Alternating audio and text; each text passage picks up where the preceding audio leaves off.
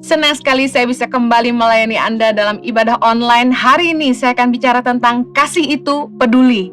Orang yang punya kepedulian pasti mikirin orang lain. Sulit untuk gak mikirin orang. Bahkan di dalam setiap pertimbangan hatinya, dia pasti mikirin orang lain untuk setiap tindak tanduknya. Saya ingin share dulu apa sih bedanya kepo sama peduli. Karena beda tipis. Banyak orang yang pura-pura bilang mereka peduli padahal cuma kepo aja. Nah, kepo itu suka ikut campur urusan orang lain, tapi cuma sebatas mau tahu aja dan cuma buat bahan ngomongan aja. Tapi orang yang benar-benar peduli nggak cuma mikirin, nanyain, tapi mau nolongin. Kepo itu cuma ngomong iya, nolong enggak. Sebaliknya kalau peduli itu enggak cuma ngomong, tapi mereka nolong. Anda harus belajar peduli, bukan hanya kepo saja. Yesus adalah orang yang sangat-sangat peduli orang lain. Ketika dia hidup di dunia ini, dia menunjukkan kepedulian yang amat sangat kepada orang-orang di sekitarnya. Kita akan angkat perikop Matius 15. Ayat yang ke-32 ketika Yesus memberi makan 4.000 orang. Ayat 32 berkata gini, lalu Yesus memanggil murid-muridnya dan berkata, hatiku tergerak oleh belas kasihan kepada orang banyak itu. Sudah 3 hari mereka mengikuti aku dan mereka tidak mempunyai makanan. Aku tidak mau menyuruh mereka pulang dengan lapar. Nanti mereka pingsan di jalan. Dari ayat ini, kalau kita renungkan sungguh-sungguh tentang hati Yesus, karakter Yesus, Yesus merupakan orang yang sangat-sangat peduli orang lain. He was very thoughtful. Dia peduli, he cares. Dia bilang hatiku tergerak oleh belas kasihan kepada orang banyak ini. Orang yang peduli itu punya belas kasihan tinggi. Dikatakan 3 hari mereka ikuti Yesus dan mereka tidak mempunyai makanan. Berarti Yesus ngitung tuh, 3 hari mereka nggak makan. Dan Yesus bilang gini, aku tidak mau menyuruh mereka pulang dengan lapar. Nanti mereka pingsan di jalan. Apakah Anda peduli? Pegawaimu sudah makan belum? Orang-orang di rumahmu sudah makan belum? Pertanyaan yang sering kali saya tanya kepada staf maupun anak-anak adalah, sudah makan belum? Saya percaya orang yang peduli, itu dia nggak akan mau orang lain kelaparan. Dia peduli kalau orang tuh nggak bisa makan. Dia peduli ketika orang tuh susah. Ketika orang tuh punya masalah, dia peduli. Makanya di tempat kerja, atasan-atasan jangan cuma tanya, gimana kerjaanmu? Tapi kita juga harus peduli sama bawahan kita dan tanya bagaimana keadaan mereka. Waktu staf saya ngajak saya ketemu, kami mau meeting personal, biasanya saya selalu tanya dengan pertanyaan awal begini, gimana kabar kamu? Gimana keluarga? Gimana istri? Gimana anak? Gimana suamimu? Saya selalu ingin tahu bagaimana hidup mereka, bukan cuma bagaimana pekerjaan mereka. Tinggal di mana sekarang? Dan lain sebagainya. Mari kita lihat. Belas kasihan itu dinyatakan wujudnya dalam kepedulian kita terhadap penderitaan dan kebutuhan atau kepentingan orang lain. Bahkan dalam upaya memenuhi kebutuhan diri sendiri, orang yang peduli sama orang lain tuh selalu mikirin orang lain, kepentingan orang lain. Matius 14 ayat 14 berkata gini, ketika Yesus mendarat, ia melihat orang banyak yang besar jumlahnya.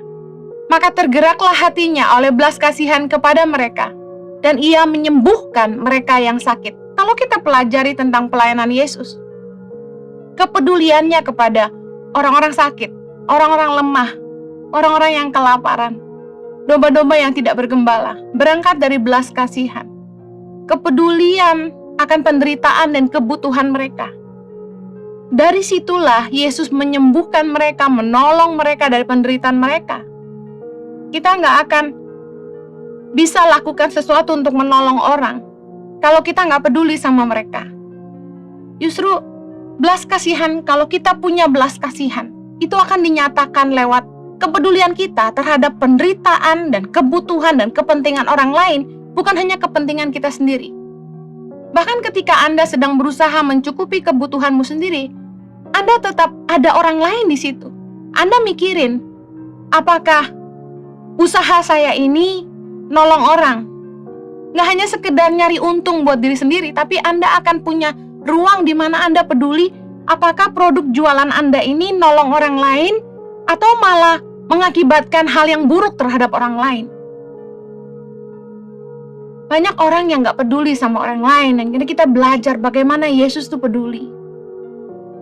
Peduli itu mikirin orang lain, peduli kebutuhan orang, peduli penderitaan orang, peduli kepada tanggung jawab dan kepercayaan yang diberikan orang kepada kita, peduli tentang kepentingan orang lain, peduli tentang perasaan orang lain, peduli membuat kita tuh gak mentingin diri sendiri, peduli gak membuat kita tuh sembarangan dalam bertindak, peduli membuat kita hati-hati memutuskan, peduli membuat kita memastikan kepercayaan orang lain gak kita rusak.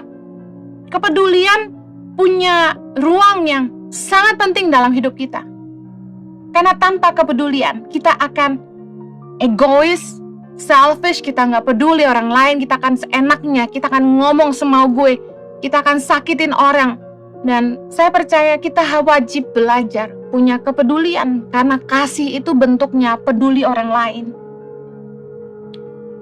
Ketika kita diperhadapkan dengan kebutuhan di sekeliling kita, Tuhan tuh sebenarnya sedang menguji hati kita.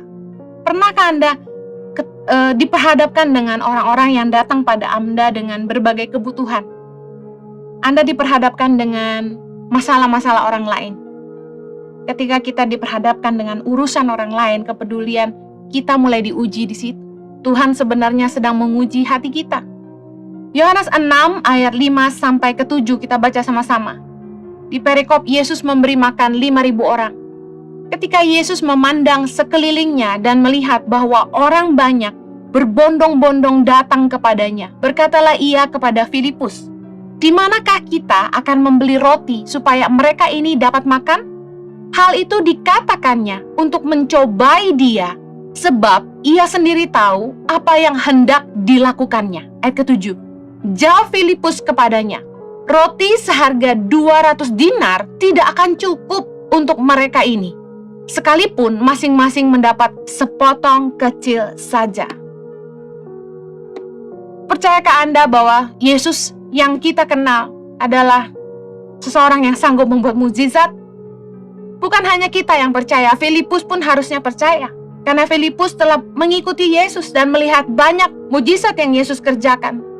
Tapi ketika Yesus bertanya, "Di mana kita bisa beli roti untuk kasih mereka ini makan?" Nah, Filipus melihat orang begitu banyak, uang 200 dinar gak akan cukup untuk beli roti meskipun mereka cuma dapat sepotong kecil aja. Dikatakan bahwa hal itu dikatakannya untuk mencobai dia, sebab ia sendiri tahu apa yang hendak dilakukannya. Ketika masalah atau kebutuhan orang-orang di sekeliling kita diperhadapkan kepada kita dan menunggu keputusan kita, sebenarnya Tuhan juga sedang menguji hati kita. Bagaimana respon kita, bagaimana kepedulian kita kepada orang lain. Yesus tahu apa yang dia mau lakukan, dan saya percaya gini, Tuhan bisa tolong semua orang tanpa kita. Tapi Tuhan mau kita menolong mereka. Seringkali ketika ada orang yang datang minta tolong sama saya, entah saudara, entah teman, entah siapapun, staff misalnya, dan ketika mereka bilang mereka punya kebutuhan, saya dan suami seringkali tergerak untuk membantu. Dan entah bagaimana caranya, Tuhan itu luar biasa sekali. Di saat kita bantu orang, tiba-tiba Tuhan balas saat itu juga. Bahkan seringkali cuma selisih semenit, baru aja saya transfer, tiba-tiba ada transferan masuk. Saya sampai kaget loh, dengan jumlah yang sama persis seperti yang saya keluarkan. Seolah Tuhan mau kasih tahu saya gini, aku gak butuh uangmu, aku cuma butuh kepedulianmu.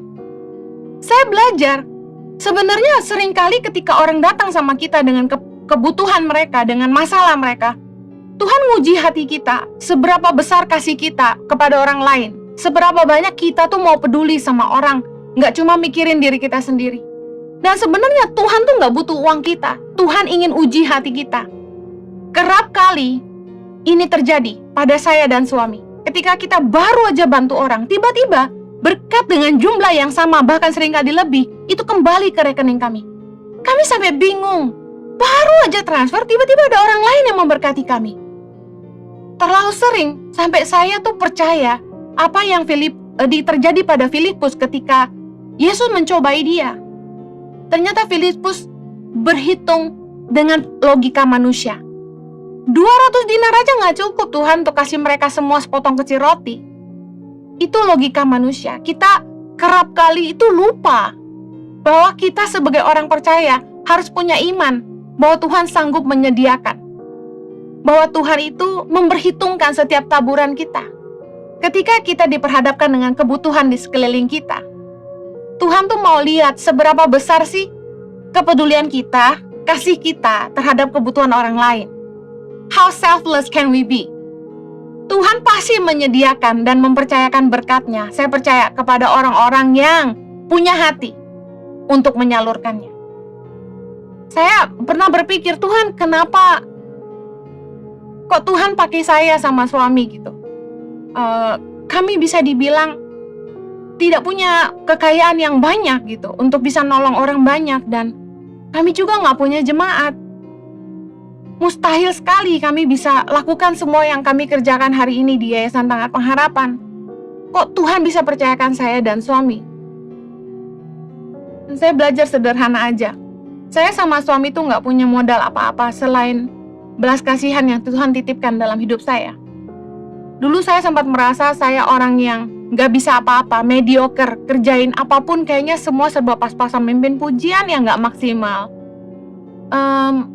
Nggak ada yang saya rasa cukup signifikan yang saya bisa lakukan. Tapi ternyata Tuhan bukakan hati saya untuk melihat bahwa Tuhan menitipkan sebuah harta yang berharga yang namanya belas kasihan, kepedulian kepada sesama.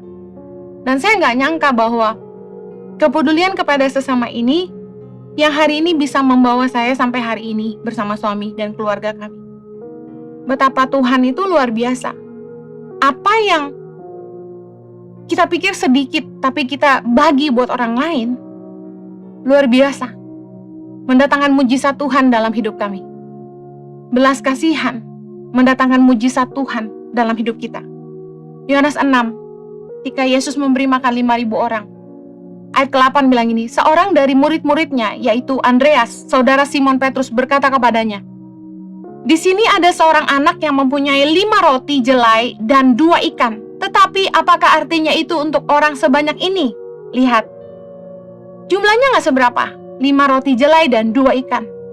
Tapi cukup sedikit itu aja, Tuhan bisa buat mujizat lewat hidup kita. Lihat baik di ayat ke-10. Kata Yesus, suruhlah orang-orang itu duduk. Adapun di tempat itu banyak rumput. Maka duduklah orang-orang itu, kira-kira 5.000 laki-laki banyaknya. Lalu Yesus mengambil roti itu, mengucap syukur dan membagi-bagikannya kepada mereka yang duduk di situ. Demikian juga dibuatnya dengan ikan-ikan itu, sebanyak yang mereka kehendaki. Luar biasa. Belas kasihan mendatangkan mujizat Tuhan dalam hidup kita. Mari kita lihat Yohanes 6 ayat 12. Dan setelah mereka kenyang, ia berkata kepada murid-muridnya, kumpulkanlah potongan-potongan yang lebih supaya tidak ada yang terbuang. Ayat 13, maka mereka pun mengumpulkannya dan mengisi 12 bakul penuh dengan potongan-potongan dari kelima roti jelai yang lebih setelah orang makan. Kita tahu di cerita Yesus memberi makan 5.000 orang ini, ada 12 bakul roti sisa dari apa yang telah dibagikan. Bayangkan, dari 5 roti jelai dan 2 ikan, Yesus buat mujizat, semua orang bisa makan sebanyak yang mereka mau, tapi masih ada lebihnya, 12 bakul roti. Pertanyaannya, siapakah yang akan mendapatkan sisanya? Saya percaya sisanya itu merupakan hak dari anak laki-laki yang telah membagikan 5 roti dan 2 ikannya. Apapun yang kita tabur untuk pekerjaan kerajaan sorga akan kembali dalam hidup kita. Satu kali saya ketemu dengan seseorang yang mengatakan begini kepada saya, Henny, kebaikan yang kamu tabur akan kembali kepada kamu. Dan saya yakini setiap benih kebaikan yang kita tabur buat orang lain akan diperhitungkan Tuhan, dan itu akan kembali kepada hidup kita. Kita akan menuai apapun yang kita tabur. Kalau Anda menaruh belas kasihan buat orang lain, saya percaya hidup Anda akan selalu diberkati Tuhan. Firman Tuhan berkata bahwa orang yang menaruh belas kasihan kepada orang lemah memiutangi Tuhan yang pasti akan membalas perbuatannya. Cukup punya kepedulian, belas kasihan buat orang lain, dan Anda akan melihat penyertaan Tuhan, dan Tuhan akan memberkati setiap taburan Anda buat hidup orang lain. Kalau saya sama suami boleh saksikan, 16 tahun di Indonesia sejak kami memutuskan kembali dan mengikuti panggilan Tuhan untuk menolong orang lemah. Sampai hari ini, Tuhan terus memberkati kami, menyertai kami, bahkan melipat kali gandakan semua taburan kami. Kalau dulu kami ngasih makan dimulai dari 5 anak putus sekolah di Bandung, hari ini ada 6.100 anak di 85 titik di seluruh Indonesia. Kalau awal mulanya dimulai dari kami berdua aja yang kerja, hari ini saya bersyukur ada sekitar 200 orang di seluruh Indonesia yang bergabung di Tangan Pengharapan untuk menolong anak-anak pedalaman dan juga masyarakat tidak mampu di seluruh pelosok Indonesia. Semua berkat kemurahan Tuhan, dan saya percaya setiap benih yang Anda tabur bagi pekerjaan Tuhan melalui Yayasan Tangan Pengharapan, Tuhan pasti balas berlipat kali ganda. Kalau kita peduli orang lain, saya percaya kita akan berusaha menolong yang kita bisa. Setiap kali saya di WA sama teman, saya selalu tanya, "Hey, apa kabar? How can I help? Apa yang saya bisa bantu?" Kalau kita peduli sama orang, kita akan pikirin apa sih yang kita bisa lakukan untuk nolong dia. Kalau ada staff yang sakit, saya selalu mikirin, oke, saya harus kasih dia obat atau bawa dia ke dokter, lakukan sesuatu. Kepedulian membuat kita mau melakukan sesuatu buat orang lain, buat mengurangi penderitaan mereka. Saya percaya kalau kita tuh peduli orang lain, kita akan melakukan yang terbaik yang kita bisa. Contoh, kalau Anda kerja di sebuah perusahaan, kalau Anda punya kepedulian, Anda peduli akan masa depan perusahaan Anda. Anda peduli akan kemajuan perusahaan di mana Anda bekerja. Oleh karena itulah, Anda akan melakukan yang terbaik. Kalau Anda punya kepedulian, Anda akan peduli kepada orang lain yang Anda layani. Customer-customer yang memakan, yang menggunakan, mengkonsumsi produk-produk perusahaan Anda. Anda akan pikirkan yang terbaik. Orang yang peduli akan melakukan yang terbaik untuk orang lain, enggak asal-asalan. Saya suka negur staf kami ketika ada tamu-tamu dari daerah datang untuk annual meeting misalnya. Setiap tahun kami punya annual meeting, biasanya di akhir bulan Januari. Nah, saya selalu memastikan kepada tim panitia, pastikan siapkan yang terbaik. Karena saya peduli kepada mereka. Mereka udah 1 tahun kerja keras, mereka di pedalaman, gak ada hiburan.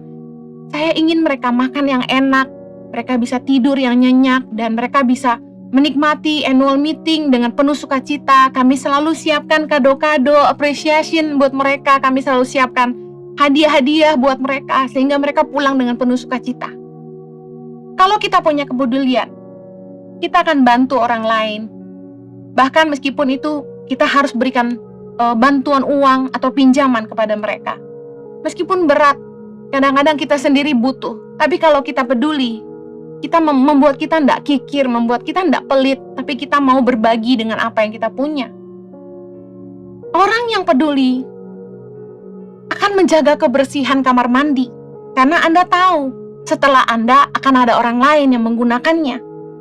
Saya kerap kali jengkel ketika masuk ke toilet yang jujur saja, aduh, kok berecetan gitu, basah. Maaf, kalau pria buang air berdiri sering netes kemana-mana, menjijikan sekali, dan saya langsung semprot dengan air, ambil tisu, lap, meskipun itu di toilet umum. Bukan hanya di kantor atau di rumah, saya selalu lakukan itu juga di toilet umum.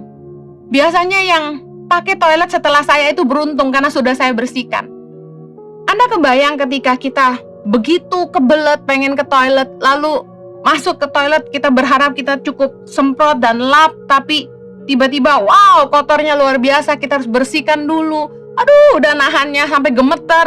Dan saya biasakan selalu lapisi dengan tisu dulu, berapa lapis baru saya duduk. Bahkan ada yang ketika kita masuk lantainya becek, dan kita harus gulung celana supaya ketika kita turunkan celana, celananya tidak basah. Kalau kita tuh peduli orang lain, kita mikirin gitu. setelah kita akan ada orang lain. Ini toilet umum, nggak cuma personal, private toilet gitu kan. Itu bakal dipakai orang lain. Dari situ aja kita bisa lihat apakah kita punya kepedulian sama orang lain. Kalau kita punya kepedulian, kita nggak akan seenaknya. Kita akan pastikan kita jaga barang orang, kita jaga aset perusahaan, kita pakai baik-baik, jangan sampai rusak. Kalau kita punya kepedulian, kita nggak akan seenaknya sama orang lain. Karena semua orang punya perasaan, semua orang juga ingin hidup yang nyaman. Kalau kita seenaknya, kita akan mengganggu kenyamanan orang lain. Saya percaya kalau kita punya kepedulian, kita nggak aji mumpung. Kita mikirin, jangan ambil semua untuk diri kita sendiri, keuntungan buat kita sendiri. Yang penting gue senang, yang penting gue dapet. Tapi kita juga mikirin orang lain. Kalau saya makan sama orang, saya biasakan saya tunggu mereka ambil dulu, terutama bagian ayam. Orang kan beda-beda selera, ada yang suka paha, ada yang suka dada. Saya biarin mereka ambil dulu. Saya biasakan saya ambil sayap aja. Kalau masih ada dada yang sisa, saya ambil dada yang bagian tulang ya, bukan yang montok. Saya suka bagian itu. Nah, tapi kalau udah diambil orang lain, saya cuma ambil sayap aja. Saya nikmati aja sayap. Menurut saya sayap enak. Dan kenapa begitu? Karena saya bisa makan dada ayam kapan saja kan. Tapi mumpung saya bisa ajak orang lain makan, saya izinkan mereka ambil duluan. Satu kali saya pesan dimsum kaki ayam, dan ternyata ada beberapa orang yang suka sehingga kehabisan dan saya nggak dapat. Nggak masalah, karena bagi saya yang penting tamu-tamu saya kenyang. Kalau kita punya kepedulian, kita nggak cuma ambil yang kita mau, yang kita suka. Kita nggak peduli orang lain. Apalagi kita tuan rumah, harusnya kita mendahulukan tamu-tamu. Ada anak kecil yang saya perhatikan, kalau makan sama orang, dia takut kehabisan. Dia ambil banyak-banyak menu kesukaannya, dituang ke piringnya. Kalau anak Anda seperti itu, Anda harus ajari mereka untuk peduli orang lain. Dengan bilang sama mereka, ambil secukupnya supaya yang lain juga kebagian. Seringkali ketika kue satu loyang dipotong, orang yang gak peduli orang lain tuh akan ngambil lebih banyak dari seharusnya. Padahal harusnya satu orang ngambil satu aja supaya yang lain kebagian. Tapi saya sering perhatikan ada saja orang yang begitu egois dan gak peduli orang lain. Dia akan ambil paling banyak. Apalagi kalau sudah makan B2, biasanya tinggalin tulangnya aja. Kalau kita peduli sama orang lain, kita gak akan mencuri yang bukan hak kita. Kita gak akan ambil yang bukan bagian kita.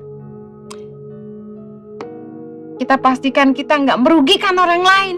Karena kita peduli, kesejahteraan orang lain juga penting, bukan hanya kesejahteraan kita sendiri.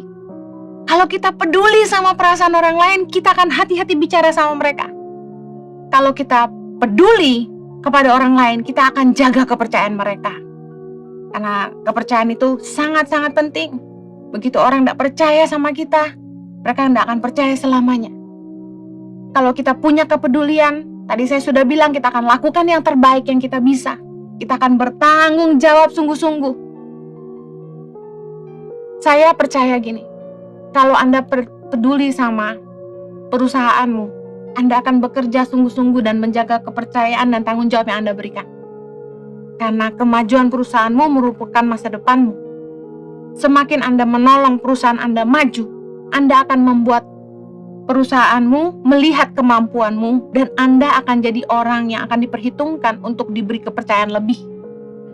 Justru kalau kita naruh kepedulian, kita akan pastikan kita mengerjakannya seperti punya kita sendiri, bukan hanya punya orang lain. Karena firman Tuhan berkata, barang siapa bisa dipercaya dengan harta orang lain, mereka yang bisa dipercayakan harta mereka sendiri.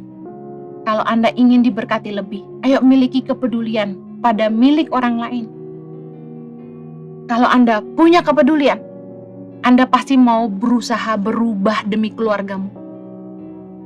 Kalau Anda peduli sama masa depan anak-anakmu, Anda tahu bahwa anak-anakmu butuh didampingi, butuh dilindungi, Anak-anakmu butuh punya figur ayah yang baik, punya figur ibu yang baik. Anda akan berusaha berubah.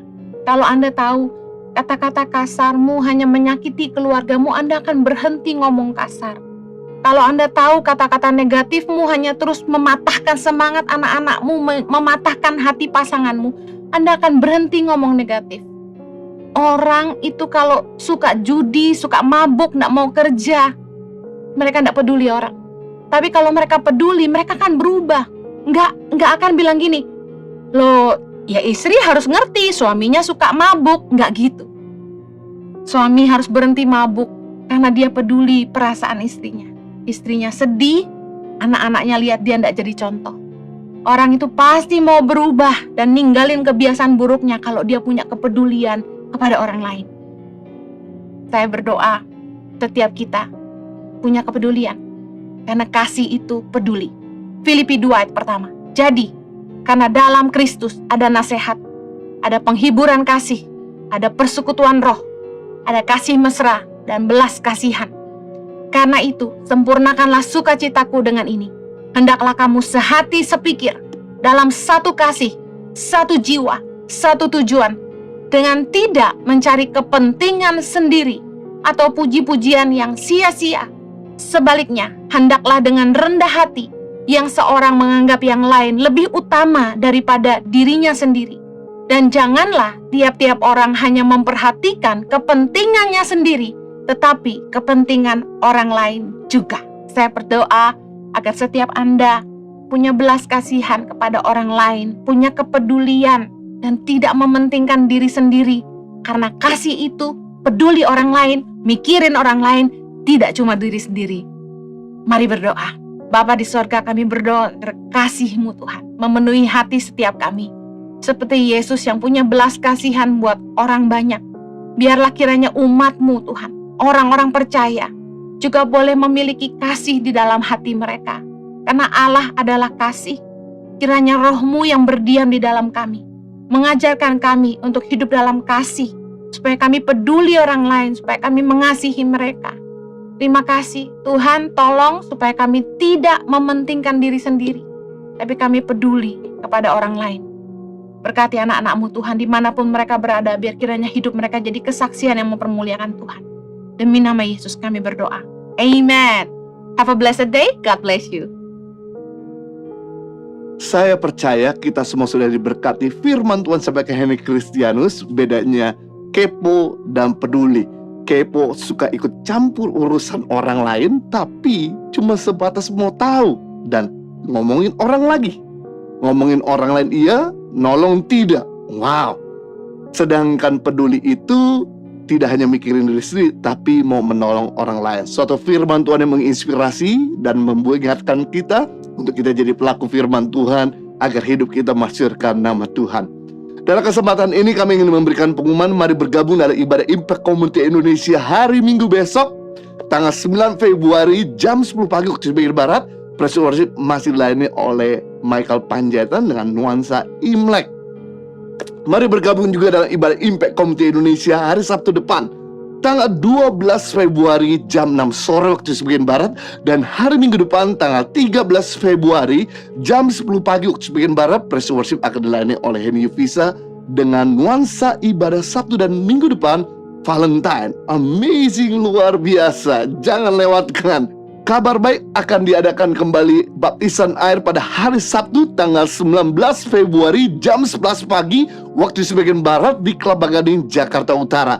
Bagi Anda yang rindu untuk dibaptis, Anda bisa mendaftarkan diri Anda dengan menghubungi kami atau scan QR Code yang ada di layar kaca. Baik, bagi saudara yang diberkati lewat ibadah Impact Community Indonesia hari ini, dan bagi saudara yang ingin memberikan donasi bagi mereka semua yang terdampak akibat pandemik ataupun bencana alam, atau saudara ingin memberikan donasi bagi pendidikan anak berdalam Indonesia, Anda bisa menyalurkan persembahan dan donasi Bapak Ibu pada nomor rekening yang ada di layar kaca. Segenap hati mengucapkan banyak terima kasih atas support dan dukungan Bapak Ibu, karena lewat bantuan Bapak Ibu kita bisa terus menolong banyak orang dan menguatkan mereka lewat bantuan Bapak Ibu Saudara. Dan kami berdoa agar apa yang saudara tabur Tuhan kembalikan berlipat kali ganda. Mari kita persiapkan hati kita untuk berdoa. Bapa di surga, kami bersyukur untuk ibadah Tuhan menyertai dari awal pertengahan sampai akhir. Segala kemuliaan bagi Tuhan. Kami berdoa buat umat-Mu yang saat ini kondisi sakit.